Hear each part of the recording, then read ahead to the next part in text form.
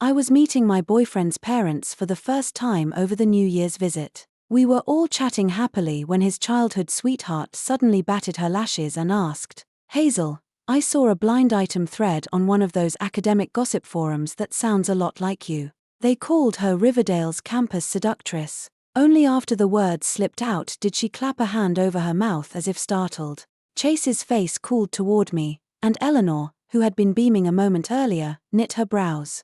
Chase, not just anyone walks through the Vance estate's front door. Small family upbringing, always chasing the next rung. I slowly dabbed the corner of my mouth and sounded the opening note of my counterattack. No one was getting out unscathed. Chase and I had been together for more than half a year.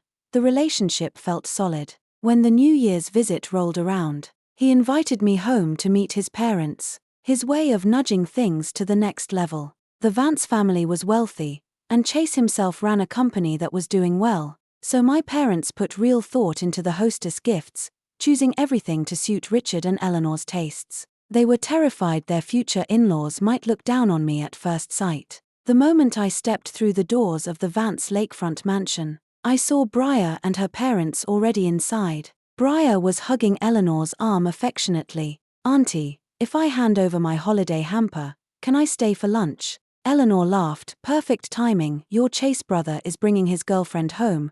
Come meet your future sister-in-law." Briar's gaze met mine across the foyer. We nodded at each other, half smiling. We'd met before. More than once. The table was loaded with dishes. When we took our seats, Chase pulled out a chair for me. Briar darted forward, nudged me aside, and sat down. Chase tapped her on the head. Only then did she hop up with an "Oopsie, my bad. I'm used to sitting next to Chase. Hope you're not mad, Hazel." I ignored her. Since this was a meet the parents lunch, the conversation naturally circled Chase and me. We shared a couple of funny stories about us. Laughter kept breaking out. The mood stayed light and cheerful. When they heard I'd graduated from Riverdale University, Diane was first to praise Chase for his good eye and Eleanor for her good fortune. Eleanor lapped it up. Smile lines framed her eyes. Yes, bachelor's and master's both at Riverdale. She just signed with the Whitman lab this year. Nationwide, you can count on one hand the labs that rival it. Diane timed her gasp perfectly. Volume up a notch, goodness gracious. That's the promised land kids knife each other to enter. Before I could thank her, Briar looked up from her plate. "No wonder Hazel's kind of famous on your school gossip board. There's an anonymous post that calls her the campus seductress." The instant the words landed, every face at the table shifted. Briar pretended not to notice the freeze, and kept going. "It says she only got her grad school slot because Shane ghostwrote her paper.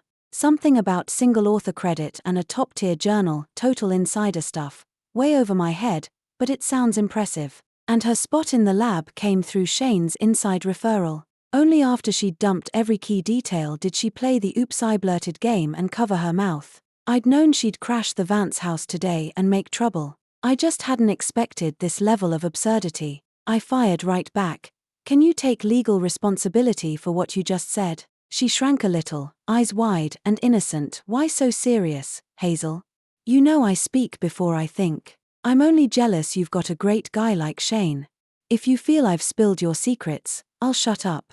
The dirty water had been splashed all over me. In that moment the whole room stared. Curious, doubtful, gloating, needles pricking every inch of my skin. I looked straight at Chase. We'd already had several big fights over Briar. The day Chase introduced me to his friends, I discovered Briar orbited that circle. She was the only girl among them, thumbing her phone in a game, her laugh bright and loud.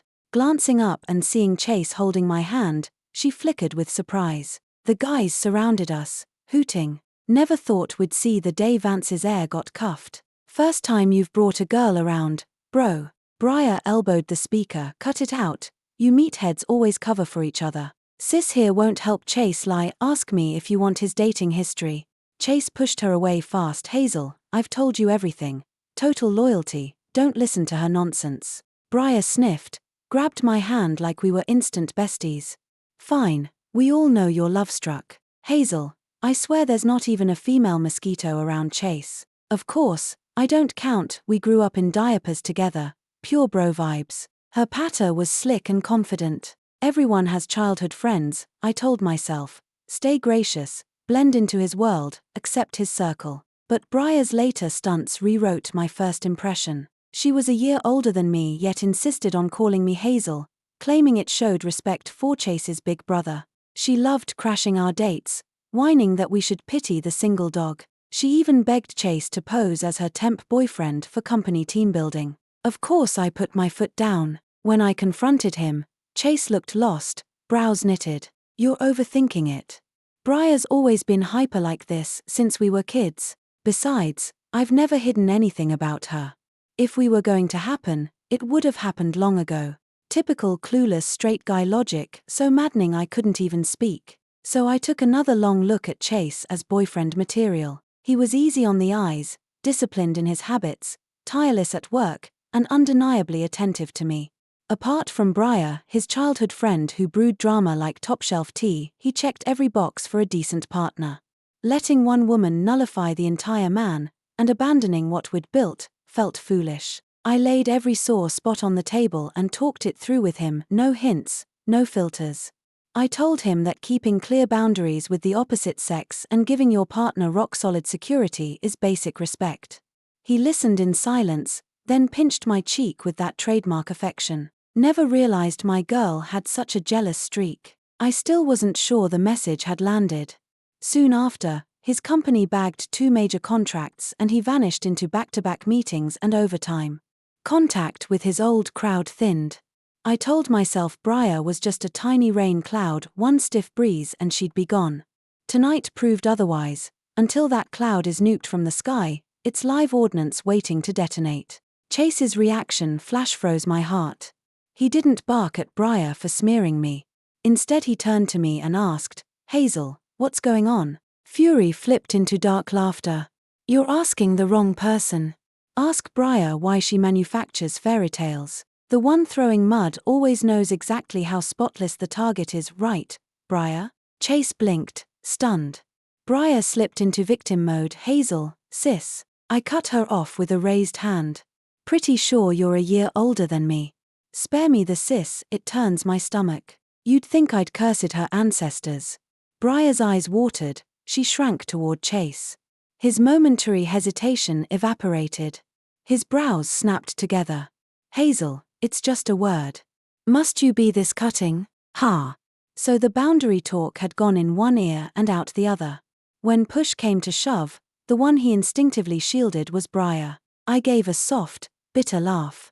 Funny, I never noticed how flagrantly two-faced you are, Chase. Get this straight, your innocent girl best friend just slut-shamed me with a made-up story. Some mystery button of Briar's got mashed, she bit her lip and whimpered, fine, forget I spoke. Pretend I said nothing, just don't fight with Chase because of me. Her mother floated in with a tissue, dabbing Briar's cheeks while shooting Eleanor Vance a loaded look. Our families go back 20, 30 years. You watched Briar grow up. A child who'd never shoot her mouth off about something this serious. The woman who'd sung my praises half an hour earlier now wore granite. Eleanor motioned to her son. It's late, Chase, drive Rowan home. Chase exhaled, wiped his hands, and signaled me to follow. Let's go. Diane Sinclair curled Briar against her shoulder, a smirk she couldn't quite hide flickering at the corners of her mouth. I stood, intercepting Chase before he reached me. Sit back down. What? One monologue from Briar and I'm already condemned? Chase stepped closer and muttered, Hazel, we'll hash this out in private. I shoved his hand away. Why whisper? I've done nothing wrong and I won't be railroaded. We settle this here. Briar, I'm asking you one more time, can you stand by every word you just said? Briar sniffled. Diane rose to block her like a mama bear. This is the Vance house. Elders at the table, have the decency to lower your voice. Nothing stays buried forever. Our Briar has no axe to grind with you, why would she invent it? Thank heaven she saw that thread. Imagine the tragedy if someone like you married Chase. I locked eyes with Briar. You keep waving this mysterious post URL, please? Briar's gaze flickered, she sighed as though pained. Rowan, must you force my hand? I was trying to preserve a shred of dignity for you. I sneered. Skip the goodwill. Publish it, or the defamation suit lands on your doorstep. She tapped her phone. Fine, check your messages. Every handset at the table chimed. She'd blasted a group text. I opened it, not a link, just a screenshot. The text echoed Briar's slander almost verbatim. It named a certain Sterling from Riverdale University, BSMS complete with graduation year, age, even my old dorm number, one baby step away from doxing my social security digits. One extra spice. The senior who facilitated her cheating was surnamed Everett Shane. See? The campus seductress label fits, doesn't it? Briar watched Chase for reaction as she spoke. I hit save. Appreciate the evidence. Now the live URL for the police report. Briar shrugged. Exposure scares the admins, the thread's been scrubbed. Good thing I screenshot first. Don't worry, everyone here can keep a secret. A mirthless laugh tore out of me. Briar, you posted it yourself, didn't you? You yanked it because you know an IP is traceable even behind anonymity. Hits and reposts cross the legal threshold. Nice premeditation for a smear campaign. Briar's famous miserable puppy mask snapped on. Her voice cracked. Hazel, you said I had no proof, now I brought it. If you're calling me a liar, you'd better pony up your own evidence. Her mother chimed in. Syrupy sweet, you did the dirt, yet you point at Briar? Shameless. Deny you know that man surnamed Everett, I dare you. I swept my stare over the Sinclair duo. Dirty. Briar, if we're talking filth, the mirror's right in front of you. Shaken by my grilling, Briar gave a tiny tremor. Like a startled sparrow, her voice quavered, pitiful to the ear. Don't sling mud at me, you're the one tangled up with Shane, climbing on men to get ahead, playing every angle, then you dare splash your filth on me? I was about to shoot back when Chase cut me off. Hazel, come with me first. I turned and stared at him. Chase, what do you mean? Don't tell me you can't see how many coincidences are crammed into that so-called gossip thread. And Briar, you didn't really think deleting it leaves me powerless, did you? Chase barked. Stop making a scene. Hazel, you really want to keep going until there's no way down from that stage? I stared at him, motionless. Once, he said it was love at first sight for him. He said it was the first time he'd ever chased a girl. He said once he held my hand he never wanted to let go. And now, he says, stop the drama, Hazel, just stop. Uncomfortable under my gaze, Chase cleared his throat twice. Am I wrong? There's truly nothing between you and Shane. Shane is a senior 3 years above me. We were in the same student club. Because we're from the same hometown, he looked out for me a bit. That's all. Every interaction stayed within the borders of friendship. Nothing ever crossed the line. You two spend all day in the same lab, swapping emails you won't let me read. Who knows what you whisper behind my back? And those top-tier journals you've landed, single author credit, every one, without his help. Could you really have managed? A pang shot through my chest. You can't read the emails because they're covered by non-disclosure agreements. No third party is allowed access. That's professional ethics. My papers were accepted by top journals not because I cheated my way in or played campus seductress, but because I'm excellent. You don't trust me, and deep down you look down on me. Because I'm a first-generation scholar from a nowhere town, without fancy resources or powerful connections, you think you're automatically above me. Listen carefully, Chase, I'm formally telling you, we're done. Chase froze, mouth half open. At that instant Briar rose. Rowan, Chase, please don't break up. It's all my fault, I never should have mentioned that post. Mr. and Mrs. Vance, just pretend you heard and saw nothing.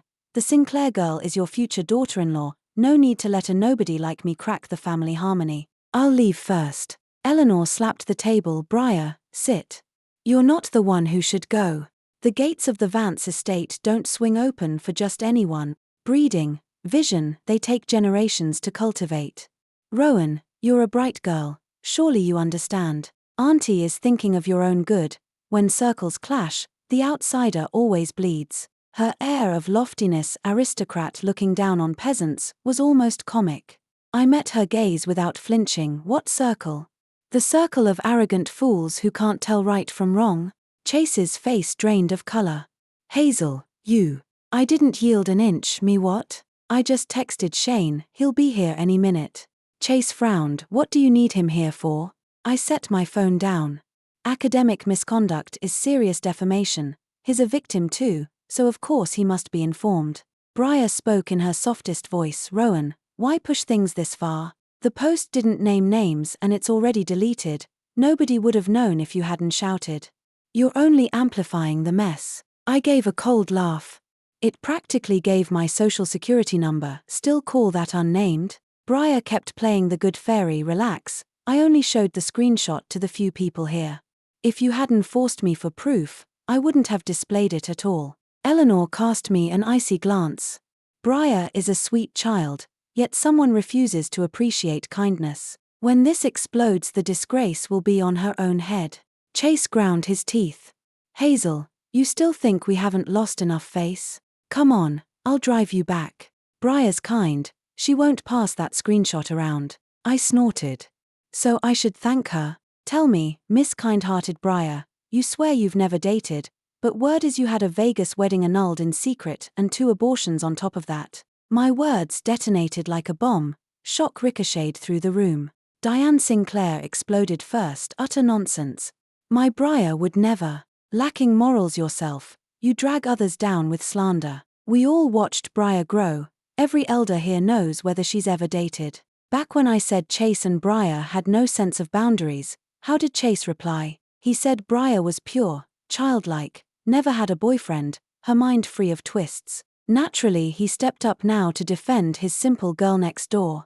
Hazel, you've gone too far. You're a woman yourself, how can you casually ruin another girl's reputation? Apologize to Briar now. I whipped him with a glare. So you do know filthy rumors can wreck a girl's name? Funny, I thought you were deaf when Briar slandered me. Why apologize for facts? Right, Miss Sinclair. Briar emerged from her shock, guilt and panic flickering in her eyes. Then she lowered her lashes, and when she lifted them she was composed again.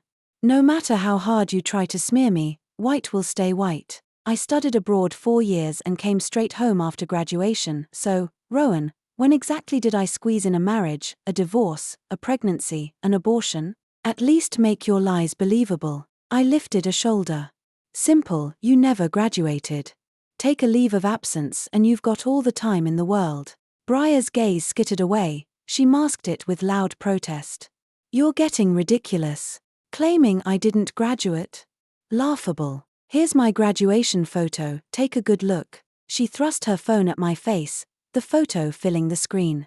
I demand you apologize to me right now. The voice was shrill, packed with confidence. Her mother immediately snatched the phone from her hand and flashed the graduation photo for everyone to see. In the picture, Briar wore a cap and gown, smiling sweetly beneath her tassel in front of the school gate. It's just a photo, I've got those too. Scrolling on my phone, I answered without looking up. The graduation photos I remember are the group shots with the entire class. A solo portrait like this, forgive me, but rent the outfit and you can take as many as you want. So if anyone rents a cap and gown, strolls around Harvard Yard, and snaps a few pictures, does that make them a Harvard graduate? From the corner of my eye I saw Briar open her mouth to argue, and I lifted my left hand. Shut it. You flew back last year, right? See University, Finance and Management. Got it. Here's the official graduation photo your department posted on the university website. Care to explain why you're missing from every single class and cohort picture? My questions were perfectly reasonable. The 3 Vances now regarded Briar with a trace of suspicion. Briar's eyes instantly brimmed with tears, delicate as rain-soaked pear blossoms. I had a food allergy attack on picture day and went to the hospital. My parents even flew to the States for the ceremony. Ask them if you don't believe me. Warren and Diane Sinclair stepped forward at once. That's right. We brought you back hostess gifts, remember? Eleanor Vance nodded. That did happen. Watching the little play, I let out a cold laugh. So this is your so-called circle. When you lie, the whole family takes the stage. Were your parents really here for your commencement, or were they collecting you after your abortion? Warren, who had been quiet, drew breath to scold me with patriarchal thunder. I didn't give him the chance. Briar, even if you missed the group photo, you still had to submit a thesis, right? Universities archive everything these days. Where's your thesis PDF? Mind if we take a look? Briar panicked completely. Hazel, You're just bitter I exposed you, aren't you? I never did any of the things you claim. Keep pushing and you'll drive me to suicide, will that make you happy? She grabbed a table knife and made a slashing motion toward her wrist. Chase snatched the blade away and cradled her against his chest. That's enough. Hazel, do you want blood on your hands? When did you become this vicious? Briar sobbed prettily in his arms. Rowan, why are you setting me up? I haven't done any of it. I deleted the screenshot of your post, please stop slandering me, okay? Chase's face was soft with heartache. Warren and Diane looked at me with poison in their eyes. That was the moment Shane walked in, followed by Professor Whitman and the client he'd been entertaining. Professor Whitman, what are you doing here? I blurted, astonished. Professor Whitman is an old mischief maker at heart.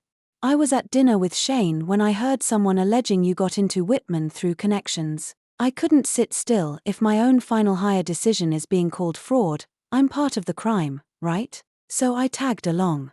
Let's hear the story. Jordan and Eleanor hadn't expected Professor Whitman to appear. They froze, then scrambled to their feet, awkwardly offering him a seat. Shane slid a chair under Professor Whitman and told me, about that gossip thread, relax, every step leaves footprints. Even deleted posts have IP traces. Professor Whitman sat, beaming. Those papers you published, I reviewed them. The search logs from the academic database and the timestamp drafts are all on file, yes? I nodded. Shane glanced at Briar. I've already called the police. Miss Sinclair will be coming with us shortly as a witness. Briar's face went paper-white. She hadn't uttered a word since Professor Whitman entered. I thought she was terrified of the station until the client who'd followed Professor Whitman spoke up. Briar, when I heard your name at the restaurant, I figured it had to be a coincidence. Imagine my surprise, here you are in the flesh. Briar clutched her mother, trying to hide behind her. She clearly feared this casual acquaintance far more. Curious eyes swung between them. The man stepped closer, looked her up and down, and exclaimed, "You're back in China? Broke up with that he guy? And you terminated the pregnancy? When you were carrying my baby, I wasn't half that heartless to you." A few short sentences. Everyone froze. Then the room filled with sharp, disbelieving gasps. Chase and his parents looked horrified. Briar shook her head frantically, silently begging him to stop. These tears were real, nothing like her earlier performance, fat droplets splashing down. Diane shrieked, "Who are you? Stop spewing filth." She jabbed a trembling finger at Shane and me, nostrils flaring. "You're in cahoots, plotting to ruin my daughter." The man raised both hands in mock surrender. "You're Briar's mom? Then you must know she took a leave senior year to elope." "The groom was me. I took her to Vegas. Everyone knows how easy the marriage paperwork is there. We were drunk, thought it would be hilarious, and signed the license. We figured we'd annul it when we sobered up. Then she got pregnant, so we let the deadline ride. But she aborted the baby and cheated on me, and by the time limit passed we were officially divorced." Ignoring Diane's murderous glare, he reached for his phone to show their Vegas snapshots. Briar cracked completely and lunged at him, clawing and shrieking. "And you have the nerve to judge me? You flirt with your secretary, so why can't I go back to my ex?" The man stepped aside with a disgusted click of his tongue. "Considering you once carried my kid, I was even ready to write you a fat goodbye check, then you pull that stunt. Hell, the guy turned out worse than me." The amount of dirt flying between the two of them was almost too much to process. Chase stood there, turned to stone. In the wildest dream he'd ever had, the sweet, white-rose childhood friend he cherished had never carried this kind of mud. Eleanor's face was ice as she shoved the Sinclair's holiday hamper back across the threshold. Warren couldn't take the hit. He clutched his chest and crumpled. Diane rushed to steady him, trembling with rage, and smacked the stunned Briar hard across the face. "Shameless little tramp, disgracing the family name. Still standing there like you belong. Call 911 now." The ambulance and the squad car arrived together. Sirens high and low exploded in the air, needling everyone's eardrums. A meet the parents banquet that ended in this absurd, shrieking overture. Chase came to my side, eyes swimming with guilt and bewilderment. "Hazel, if you knew what Briar was really like, why didn't you warn me? If you'd told me earlier, none of this would have blown up." I shook my head, bitterly disappointed.